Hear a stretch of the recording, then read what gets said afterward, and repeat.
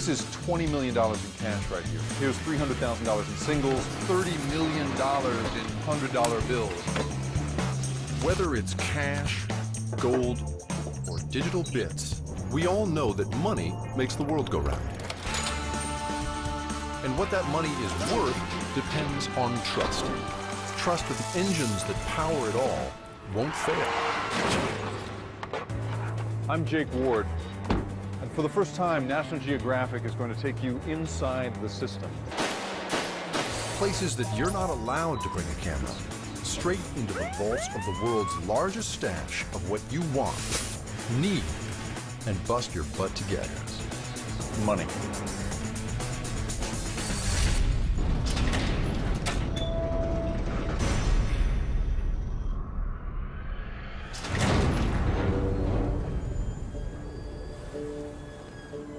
One of the places that truly controls money is the Central Bank of the United States, the Federal Reserve. They count it, store it, move it, inflate it, deflate it, destroy, stabilize, lend, and buy it, and make a profit off of it. But above all, they protect it. And it's not just cash. For over 80 years, armored vehicles have navigated Manhattan's narrow streets, carrying millions and sometimes billions in gold deposits in and out of the one Federal Reserve Bank trusted enough to guard almost 1/4 of the world's entire gold supply. You heard it right. Nearly 25% lives here at 33 Liberty Street.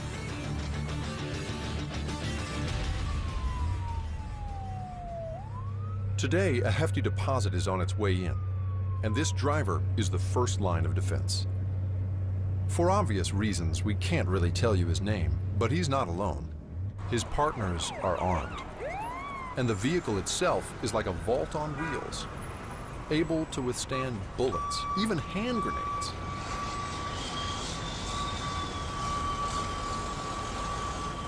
Delivery is a well-choreographed and deadly serious exchange between the driver and the Federal Reserve's police force.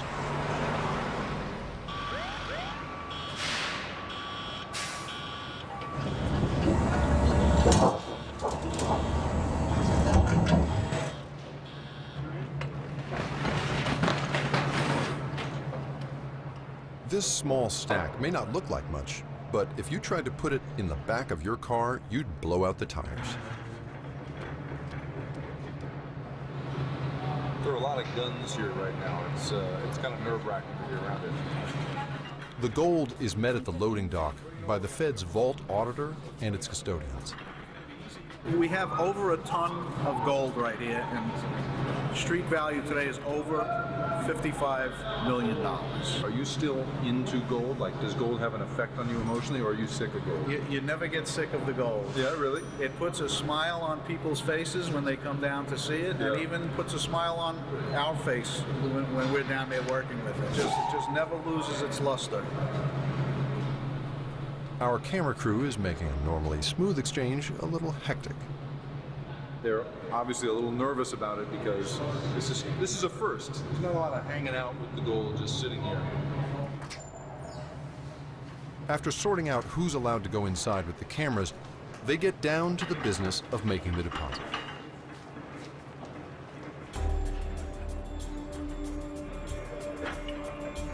There's an almost sacred ritual that handlers go through when moving gold. It's all very quiet and solemn, no chit-chat or small talk. The armored truck company's drivers are fully responsible for the gold as they descend 80 feet below street level to the world's largest underground gold vault.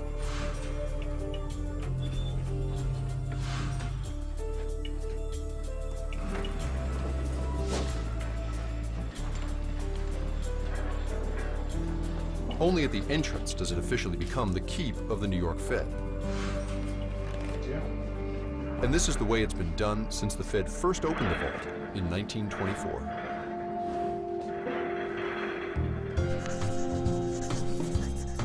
The The New York Bank is one of 12 that make up the Federal Reserve System. Together, they're like the ultimate piggy bank, a place where your bankers bank. And if there's a financial panic, the Fed acts as a lender of last resort. That creates a kind of trust in the entire system. So from the beginning, Fed banks were built to look imposing, like fortresses of money.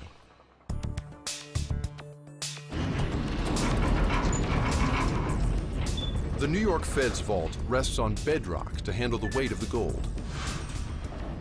Engineers dreamed up an ingenious way to guard it. A 90-ton steel cylinder that revolves vertically in a 140-ton steel and concrete frame. When it rotates, it drops 3/4 of an inch to create an air and watertight seal. No one person is given all of the combinations or keys to the various locking systems, so someone is always watching.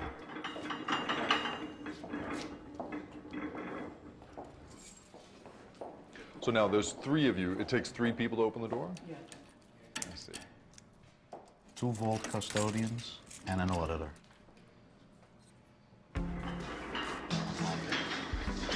Welcome to about a quarter of the world's official gold supply.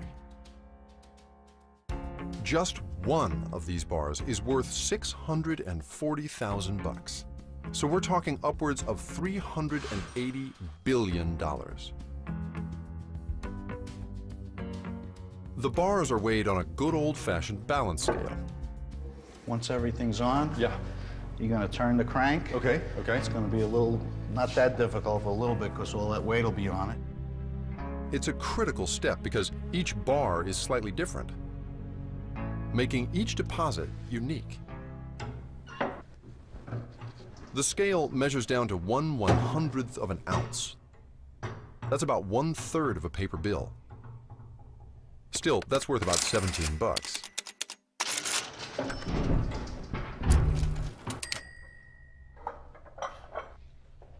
Ron here has stood as guardian of the gold for 40 years. This is the year in which the bars were cast. This is the purity, and this is the maker of the bar, the assayer, and this is a serial number. Each bar has to have its own serial number. What happens if you drop a bar like this on your feet? If you don't have this on, you'll be in the hospital. Yeah, you think? Yeah.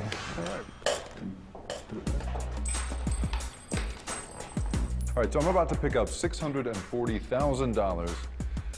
That is a life-changing sum of money. Whoa, whoa. It is so much heavier than you think it's gonna be. Gold is very dense. Wow.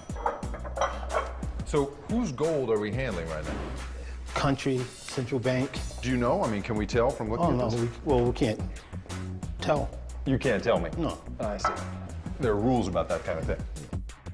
The Fed's discretion and intense security are so trusted that few depositors have ever even asked to see if their gold is still here. So let's say that, you know, one of these bars got out of the vault, God forbid, and out into the street, and somebody melted it down. Would there be any way of identifying this gold again? Not if they melted it down. No. But if they tried to sell it like this here, they would find out. For thousands of years, people used gold as money. And why not? It's shiny, it's pretty, and like the man said, once you melt it down, it's untraceable. Or put another way, it's the perfect recyclable money.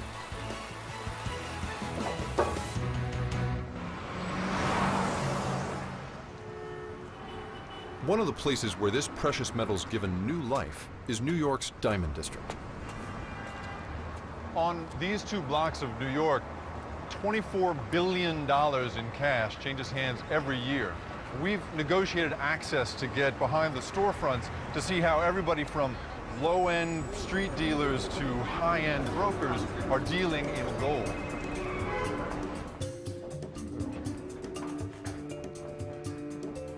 Hello. Hello, how you doing, sir? Very good. Alexander Rogovsky has a hefty chunk of that $24 billion inside his bag. Selling today? Got some gold, got some silver bar. He has gold to sell. a lot of it, and he's about to find out what it's all worth. So I was wondering if you can tell me what I can get for this. Надо что, пускай тянут, реально пускай скажут сумму. Когда, если, послушай, если они 14 берут, пускай тянут и 3 недели. Is this 14? Dmitry Nijinsky is one of hundreds of brokers who work New York's gold district.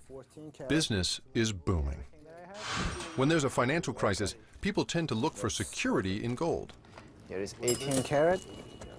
Yeah, it goes up and down, but now it's better than other times because it just came up from 1,500, so you're selling it at the right time.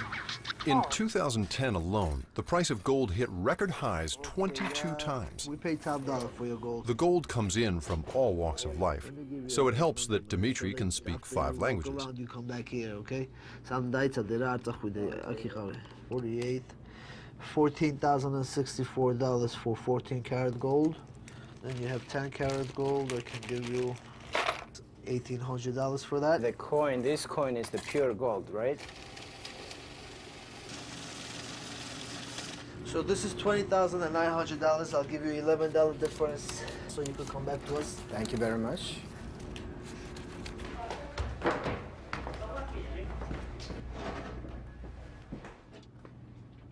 Dimitri? Yes, hi. I'm Jake. Hi, how are you? Very Nice to meet you. To meet you. Thank you for having me. Sure. And how much do you see in a day? How many people come through here? In a day, it depends. It could be anywhere from 5 to 50, 70 people a day. What happens to the gold once you've got it, right? You buy a day's worth of gold. What do you then do with it? Once we buy gold, let's say we buy, this is about $25,000 worth of gold. Okay. Once we buy this gold, we melt it down to a small brick, and then we have it tested and sell it. Can I watch you Sure, melt it down? definitely, sure. I'd like to see it. Now most of the jewelry we have is 14 karat. The nooks and crannies of the gold district are full of places like this. Millions of dollars flowing in and out. Some, like Dimitri's, even have a foundry in the basement. How are you, my friend? No! Oh my God, you serious? It's the mayor, this guy. Please, man, I wanted to melt it. Not ready? Okay.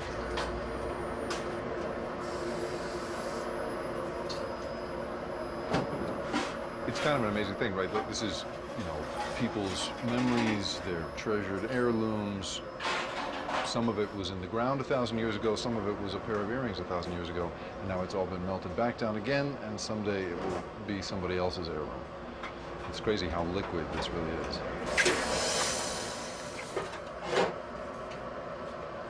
So, are you sick of gold? I mean, do you still like the look of gold? I love it. You do? I love it, yeah. You do? Yeah, definitely. Who doesn't?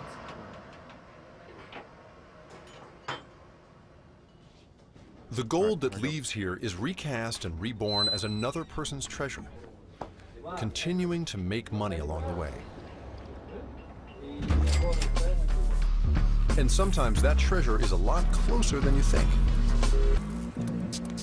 Every couple of hours, trillions of dollars change hands. All that money used to be backed by gold, but not anymore. Today, our buck is backed by a promise from the US government. The fact that it all works based on trust alone is simply taken for granted.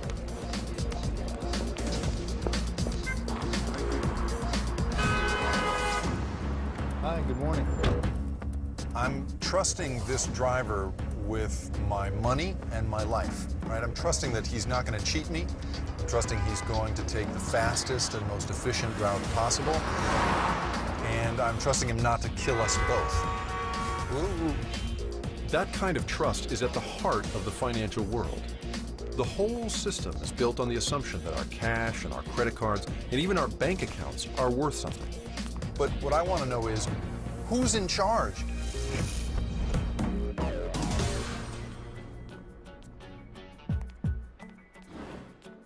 I've come to Washington, D.C. to meet the head of the entire Fed system.